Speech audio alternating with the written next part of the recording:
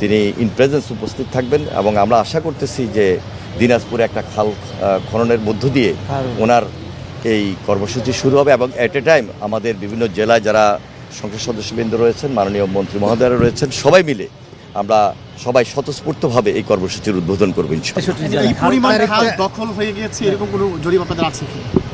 সব কিছুই আমাদের হাতে আছে।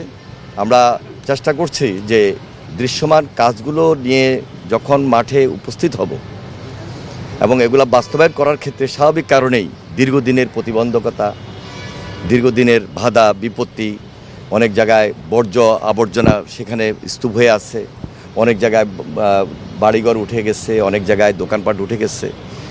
আইন অনুযায়ী যেটা নিষ্পত্তি করার মাধ্যমে এই খাল খনন প্রক্রিয়াকে ত্বরান্বিত করা যায় সেই দিকে আমরা বিশেষ নজর রাখবো। খাল কাটার পর তো আবার আগের অবস্থায় চলে যাওয়ার কিছুদিনের মধ্যে এবার কি করবে? কাটার পরে এখন তার আগের সরকার নাই, এখন যেহেতু নতুন সরকার এবং জনগণের সরকার, আমাদের দায়িত্ববোধ থেকে আমরা এই কাজগুলোকে সমন্বয় করার জন্য সাধারণ মানুষের সুবিধা কিভাবে দেওয়া যায় সেই দিকে আমরা বিশেষ নজর দিচ্ছি।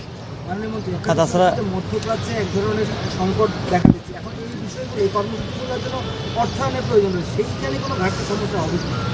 এই ব্যাপারে আমাদের সংশ্লিষ্ট যারা রয়েছেন তারা কথা বলবেন। আমরা আমাদের পক্ষ থেকে আমাদের অবস্থান থেকে যেটা আপনাদের সামনে তুলে ধরা দরকার, খাল খনন কর্মসূচিটাকে জনস্বার্থে জনগুরুত্বপূর্ণ এবং বিশেষ কর্মসূচি অনুযায়ী আমরা কিভাবে এই প্রতিশ্রুতি এই অঙ্গীকারটাকে সাধারণ মানুষের কাছে নিয়ে যেতে পারি সেই দিকে আমরা নজর দিয়েছি এবং সেই দিকে আমরা দেখভাল করছি ইনশাআল্লাহ। অনেক জায়গায় জেলায় গেলেন, সেই খাল খনন হলে সেই ইম্প্যাক্টটা কি পড়তে পারে? আপনি সরজমিন কেমন? অনেক অনেক পজিটিভ। এই কারণে এটা তো একটা বিপ্লব, এটা তো একটা আন্দোলন।